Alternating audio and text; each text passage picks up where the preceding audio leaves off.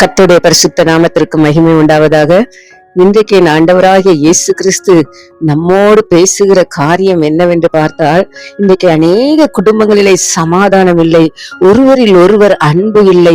அந்த ஏன் சமாதானம் இல்லை என்று சொல்லி பார்ப்போமே, ஆனால் குடும்பங்களிலே பலவிதமான பிரச்சனைகள், பலவிதமான போராட்டங்கள், குழப்பங்கள், கடன் பிரச்சனைகள், வியாதிகள், பலவீனங்கள், சத்ருவின் போராட்டம் அதிகமாக இருக்கிறபடினால் இன்னைக்கு அநேக குடும்பத்தில் உள்ள பிள்ளைகள் கலங்கி தவிக்கிறார்கள். எனக்கு யார் சமாதானத்தை தருவார்கள், யார் எனக்கு அன்பை தருவார்கள் என்று சொல்லி அநேக பிள்ளைகள் அலைசடிப்பட்டு கொண்டு இருக்கிறார்கள். என் ஆண்டவராகிய இயேசு கிறிஸ்து சொல்லுகிறார், யோவான் 14வது அதிகாரத்திலே 27வது வசனத்தை நாம் பார்ப்போமேயானால், சமாதானத்தை உங்களுக்கு வைத்து போகிறேன், என்னுடைய சமாதானத்தையே உங்களுக்கு கொடுக்கிறேன், உலகம் கொடுக்கிற பிரகாரமாக நான் உங்களுக்கு கொடுக்கிறதில்லை, உங்கள் இருதயம் கலங்காமலும் பயப்படாமலும் இருப்பதாக என்று சொல்லி எவ்வளவு அழகாக என் ஆண்டவர் சொல்லுகிறார். இன்றைக்கு ஆண்டவர் சொல்லுகிற வார்த்தைக்கு நாம் கீழ்ப்படிவோமா? நாம் கீழ்ப்படியும் பொழுது, தேவனை நோக்கி பார்க்கும் பொழுது, அவருடைய சமூகத்தில் அமர்ந்திருக்கும் பொழுது, வேதத்தை வாசிக்கும் பொழுது, ஆண்டவர் வசனத்தின் மூலமாக நம்மோடு இடைபடுகிறார் அல்லவா?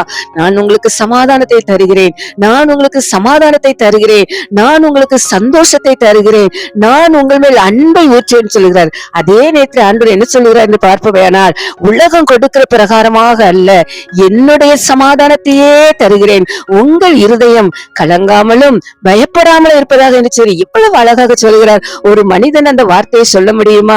ஒரு மனுஷி தனிப்பட்ட முறையில அந்த வார்த்தையை சொல்ல முடியுமா?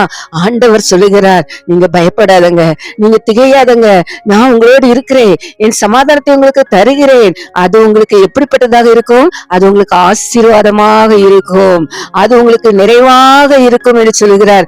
இன்னொரு வார்த்தையை நம்மை குறித்து தேவன் சொல்கிறார், நீங்கள் ஒருவரில் ஒருவர் அன்பா இருங்கள் அப்படின்னு ஆண்டவர் சொல்கிறார். அந்த வசனத்தை நாம் பார்ப்போமேயானால், அதே யோவான் 15வது அதிகாரத்திலே அந்த 17வது வசனத்தை நாம் பார்க்கிறோம், நீங்கள் ஒருவரில் ஒருவர் அன்பாயிருங்கள். அப்ப நம்ம அன்பா இருக்கும் பொழுது தேவன் நிறைவான சமாதானத்தை தந்து நம்முடைய பயத்தை நீக்குவார், நம்முடைய கலக்கத்தை நீக்குவார், நமக்கு சமாதானத்தை தந்து தேவன் நம்ம ஆசீர்வதிப்பார். கர்த்தர் வசனங்களை ஆசீர்வதிப்பாராக. ஆமென்.